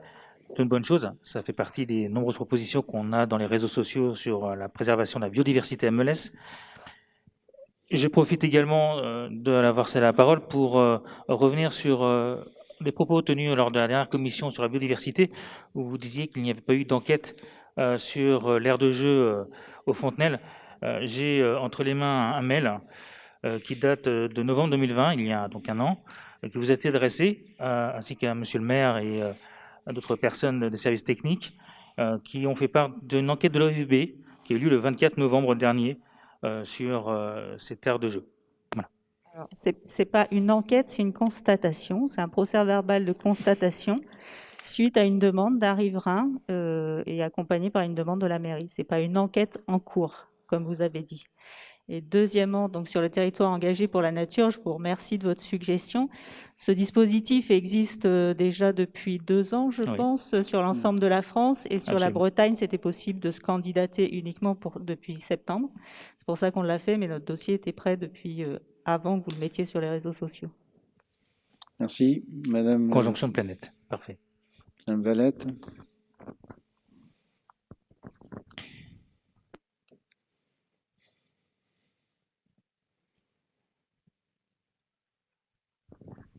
Monsieur Ferrand, je vous remercie pour cette intervention où je vois que vous prenez acte de l'intérêt de la biodiversité, en sachant qu'il y a un point au dernier conseil municipal ou à l'avant-dernier conseil municipal où on essayait de faire passer des postes de service civique pour nous soutenir, parce qu'on n'a pas beaucoup de moyens RH sur cette thématique-là, malgré toute l'implication de la commune depuis des années. Et vous regrettiez qu'on localise et qu'on focalise ces postes de service civique sur la biodiversité. Donc je m'étonne de votre éclair de génie sur cette thématique-là. Merci. Monsieur Ferrand va répondre.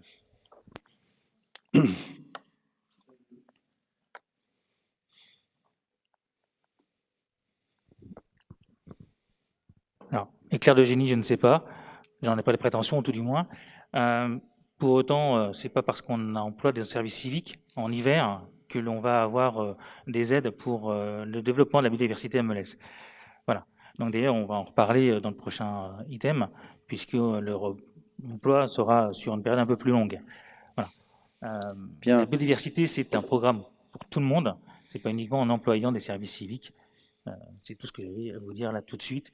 On va pas polémiquer. Je pense qu'il faut le faire ce soir. Merci. Je propose au Conseil de voter et je propose au Conseil de valider, de faire acte de candidature au dispositif territoire engagé pour la nature, de s'engager au niveau de la commune à mettre en œuvre les actions qui ont été précisées ci-dessus, Madame Le Drian-Kenigdu a rappelé, et de m'autoriser à signer tout document relatif à ce dossier. Qui ne prend pas part à ce vote? Qui est contre? Qui s'abstient? Je vous remercie. Le point suivant. Personnel municipal, création et suppression de postes. Madame Mestri, s'il vous plaît. Oui, merci. Première délibération, une délibération en 4 points, si vous le permettez. Création et suppression de postes. Premier point, il s'agit pour faire face à l'augmentation du nombre d'enfants à accueillir et pour pérenniser l'équipe d'animation dans un contexte de difficulté de recrutement sur ce type d'emploi, il est proposé la création de 2 postes permanents d'animateurs ouverts sur le cadre d'emploi des adjoints d'animation. Ouverture de ces 2 nouveaux postes à compter du 1er janvier 2022. Deuxième point, un agent technique assurant les temps de garderie pour qui le poste avait été aménagé à 25/35e fait valoir ses droits à la retraite au 31 décembre prochain. Il est proposé la création d'un poste d'animateur à temps complet cette fois-ci pour assurer l'encadrement des besoins péri- et extrascolaires. Troisième point, il est proposé de pérenniser un poste de contractuel sur un emploi permanent sur le cadre d'emploi des agents techniques pour assurer la responsabilité du restaurant municipal à compter là aussi du 1er janvier prochain. Enfin, en prévision du départ à la retraite d'un agent d'accueil et d'état civil en 2022, il est proposé d'ouvrir le poste au cadre d'emploi des adjoints administratifs et ce, à compter du 1er mai 2022. Ces 4 points ont été présentés en comité technique le 9 novembre dernier, comité technique qui a émis un avis favorable à l'unanimité sur ces 4 points. Merci beaucoup. Pas de demande de précision. Donc je soumets au vote du conseil municipal la validation de ces 4 propositions et de modifier le tableau des emplois en conséquence. Qui ne souhaite pas prendre part au vote? Qui est contre? Qui s'abstient? Je vous remercie. Le point 14. Madame Mestri, toujours. Alors le point 14 ainsi que le point 15 sont justifiés par notre changement de trésorier. Nous ne sommes plus rattachés, vous le savez, à la trésorerie de Saint-Aubin, mais maintenant à celle de Fougères. Le nouveau trésorier nous demande de passer des délibérations Nous étions en règle, sachez-le, mais il demande que nous passions ces 2 prochaines délibérations. Donc la numéro 14 concerne une autorisation de recrutement d'agents contractuels pour remplacer les fonctionnaires ou les agents contractuels qui seraient temporairement indisponibles, et ce, afin d'assurer la continuité de service. Je ne sais pas si je dois vous relire l'intégralité, vous avez tous compris ce dont il était question. Il s'agit juste pour la pure forme, d'acter les choses et de les inscrire en délibération, sous forme de délibération. Merci. Je soumets au vote. Et donc j'invite le conseil municipal à m'autoriser à recruter des agents contractuels dans les conditions fixées par l'article 3-1 de la loi 84-53 du 26 janvier 1984 pour remplacer des fonctionnaires ou des agents contractuels momentanément indisponibles. De me charger de déterminer la qualification requise pour postuler au recrutement et le montant de la rémunération des candidats retenus selon la nature des fonctions concernées, la qualification minimum exigée pour leur recrutement, leur expérience professionnelle et la qualification qu'ils détiennent. Et de me charger de prendre toutes les mesures nécessaires à l'exécution de la présente délibération. Qui ne prend pas part à ce vote? Qui est contre? Qui s'abstient? Je vous remercie. La délibération à suivre. Madame Mestri. Donc la délibération numéro 15, là aussi, je vous le disais, qui est nécessaire par notre changement de référent au niveau de la DGFiP. Alors, nous avions pris une délibération le 30 juin dernier pour nous autoriser, monsieur le maire, à procéder au recrutement d'agents contractuels pour faire face temporairement à des besoins liés à un accroissement temporaire d'activité. Il se trouve que notre référent souhaite que nous précisions le nombre de postes maximum pouvant être pourvus. Donc, c'est pourquoi il est proposé de créer au maximum, je dis bien, 20 emplois non permanents à temps complet, compte tenu d'un accroissement temporaire ou saisonnier d'activité au sein du pôle éducation enfance-jeunesse sur le grade d'adjoint d'animation. D'autre part, de créer au maximum 10 emplois non permanents à temps complet, compte tenu d'un accroissement temporaire ou saisonnier, là aussi, d'activité dans le pôle vie de la cité, sur le grade d'adjoint technique. Même chose pour au pôle environnement et cadre de vie, sur le grade d'adjoint technique, un maximum de 4 emplois non permanents. Sur le pôle moyens et ressources, sur le grade d'adjoint administratif, là, au maximum 2 emplois non permanents. Sur le pôle citoyenneté et solidarité, sur le grade d'adjoint administratif également, 2 emplois non permanents au maximum. Merci. Demande de précision. Je pense que je peux mettre au vote. En invitant le conseil municipal à autoriser la création de postes non permanents pour raison d'accroissement temporaire et saisonnier d'activité aux conditions que Madame Mestry vient de présenter, et de m'autoriser à signer tout document relatif à ce dossier. Qui ne prend pas part au vote? Qui est contre? Qui s'abstient? Je vous remercie. Le point 16, Madame Mestry, sur... Accueil de services civiques. Accueil de services civiques, oui. Il s'agit de remplacer la précédente délibération que nous avions prise le 30 juin dernier. Pour des raisons administratives, les délais de recrutement des services civiques ont été plus longs que prévu. Et comme la précédente délibération notait l'engagement de les recruter à partir du mois de novembre et que ça n'a pas pu être le cas, il vous est proposé de décaler le recrutement et la convention à partir du 1er janvier prochain jusqu'au 31 août. Il ne s'agit pas d'une augmentation de la durée, mais bien d'un décalage dans le temps. Merci. Pas de questions. Je soumets au vote.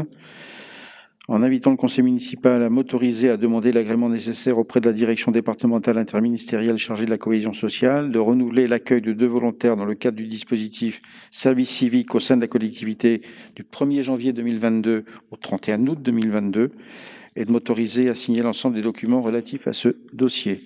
Qui ne souhaite pas prendre part au vote? Qui est contre? Qui s'abstient? Je vous remercie.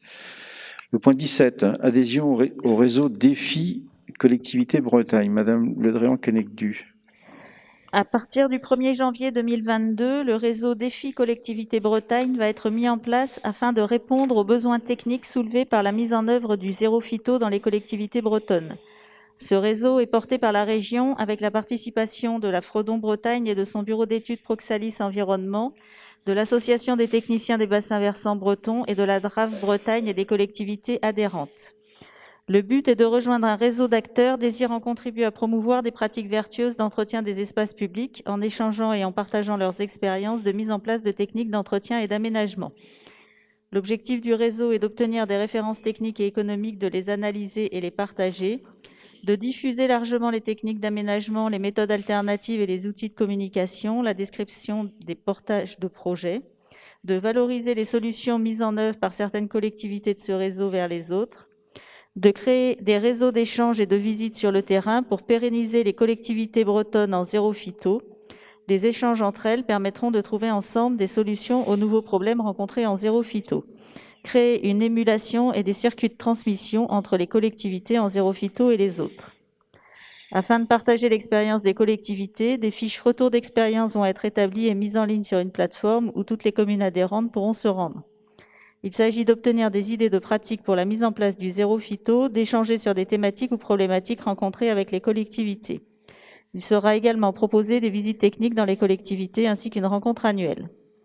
3 niveaux d'adhésion sont proposés. Les communes, les collectivités démonstratives qui partagent leur expérience sous forme de fiches retour d'expérience. Les collectivités ressources qui mettent en application des techniques ou des aménagements servant de témoins visuels pour les autres collectivités. Les collectivités adhérentes simples pouvant bénéficier des retours d'expérience des autres collectivités. Engagée depuis plusieurs années dans le zéro phyto et lauréate du prix zéro phyto de la région Bretagne en 2019, la commune de Melez souhaite adhérer au réseau Défi Collectivité Bretagne en qualité de commune démonstrative.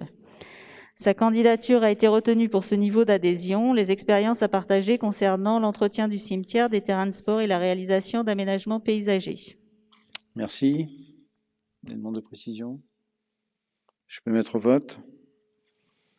Donc j'invite le conseil municipal d'adhérer au réseau Défi Collectivité Bretagne en qualité de commune démonstrative. Qui ne souhaite pas prendre part au vote? Qui est contre? Qui s'abstient? Je vous remercie. Le point 18, Amicale des pompiers, subvention Sainte-Barbe. Dans le cadre de la Sainte-Barbe qui se déroulera le samedi 4 décembre prochain, l'Amicale des pompiers de Melesse sollicite une subvention auprès de la ville de Melesse.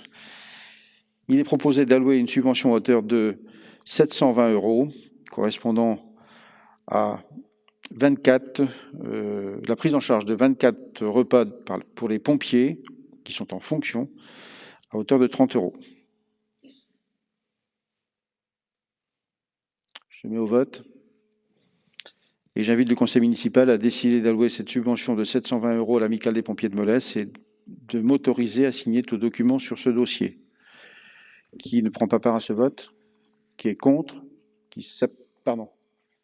Madame Estrie ne prend pas part au vote. Qui est contre? Qui s'abstient? Donc, adopté.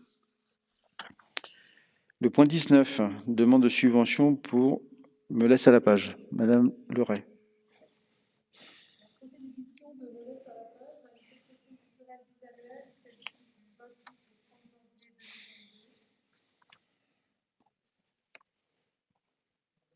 Excusez-moi, je reprends. La 3e édition de Melesse à la page, manifestation culturelle bisannuelle prévue du 28 au 30 janvier 2022, aura pour thématique Moi et les autres, avec pour objectif de mettre en relief l'intérêt de la coopération et du partage au travers de la relation à l'autre, semblable et différent. Les partenaires principaux de cette édition sont la librairie Alphabule, la Station Théâtre, les associations ACM, Allegro, ainsi que le conseil régional et le conseil départemental dans le cadre de subventions. Un plan de financement prévisionnel a été établi afin de solliciter les aides suivantes. Une subvention au titre de l'aide aux manifestations littéraires auprès du Conseil régional de Bretagne, à hauteur de 30% maximum du montant total de l'événement. Une subvention de fonctionnement au titre du volet 3 du contrat départemental de territoire, à hauteur de 50% du coût prévisionnel de l'action, dans la limite de 80% de subventions publiques. Vous avez donc un tableau qui vous présente ce budget prévisionnel. La commission culture réunie le 6 octobre 2021 a donc été informée de la demande de subvention au titre de l'aide aux manifestations littéraires auprès du Conseil régional de Bretagne et on a bien sûr émis un avis favorable.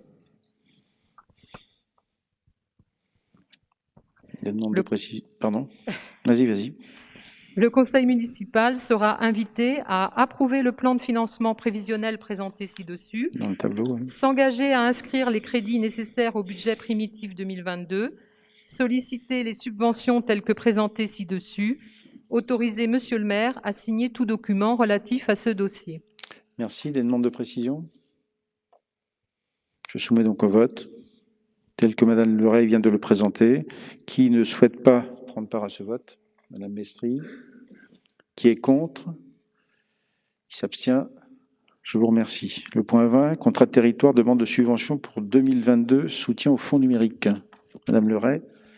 Dans le cadre du contrat de territoire entre le conseil départemental d'Ille-et-Vilaine et la communauté de communes du Val-d'Ille-Aubigné, il est nécessaire de valider la programmation annuelle du volet 3 pour financer les actions de fonctionnement récurrentes. Toute action ou manifestation relevant de l'inclusion sociale, du bien vieillir ensemble, de l'enfance et de la jeunesse, de l'accès à la culture et du sport pour tous, l'équilibre territorial du développement durable et de la transition énergétique peut être proposé au volet 3 du contrat de territoire avec une participation maximum du département de 50% du coût de l'opération. Pour la lecture publique, l'éligibilité des projets concerne en particulier le développement de fonds multimédia, images et sons. Il est ainsi proposé de solliciter le cofinancement du conseil départemental pour les actions suivantes. Le soutien à la constitution du fonds multimédia de la médiathèque à hauteur de 50% des dépenses prévisionnelles, 8 000 €, soit 4 000 €. Très bien. Merci. Une demande de précision? Je soumets donc au vote du conseil municipal en vous invitant à valider la demande de cofinancement telle que Madame Le Ray vient de présenter et de m'autoriser à signer tout document relatif à ce dossier. Qui ne prend pas part à ce vote? Madame Mestri. Qui est contre? Qui s'abstient? Je vous remercie. Le point 21, spectacle me laisse à la page, fixation des tarifs. Madame Le Ray. Dans le cadre de cette 3e édition de Me laisse à la page, 2 spectacles sont proposés en partenariat avec l'association Agriculture Me laisse à la salle polyvalente, vendredi 28 janvier, samedi 29 janvier 2022. Il s'agit d'une création de théâtre improvisé avec la compagnie La Morsure de Rennes, et d'autre part, un spectacle de danse participatif avec le collectif CLAM. Il est proposé de fixer le tarif de ces spectacles comme suit. Tarif unique 5 €, gratuité pour les moins de 15 ans. La commission culture réunie le 6 octobre 2020 a échangé et émis 2021 a échangé et émis un avis favorable sur cette question. Merci. C'est clair pour tout le monde. Je soumets au vote du conseil municipal que j'invite à décider donc de fixer le tarif des spectacles Me laisse à la page, tarif unique à 5 €, gratuité pour les moins de 15 ans. Qui ne prend pas part au vote? Qui est contre? Qui s'abstient? Je vous remercie. À suivre, la note de synthèse récapitule les décisions diverses prises pour la période du 23 septembre au 3 novembre, relatif au DIA, d'autres décisions, et puis en informations diverses, une prévision d'agenda de fin d'année. Comment? Complément sur l'agenda? Monsieur Dumas. Je voulais informer d'une enquête qui va avoir lieu sur le plan local de prévention, une enquête qui a commencé le 15 novembre et qui se termine au 15 décembre. Donc sur le site internet du SMICTOM, vous pourrez télécharger les éléments du plan local de prévention des déchets ménagers et assimilés, PLP-DMA. Et une réunion publique est organisée à Melesse le jeudi 25 novembre à 18h30 en mairie pour poser les questions sur le plan local de prévention. Merci. J'avais dit en introduction que j'aborderais en questions diverses les questions que M. Marvaux avait adressées à tout le monde. Ça a été abordé en cours de séance. Je n'ai rien d'autre à ajouter. Sur ce, je lève la séance en vous remerciant.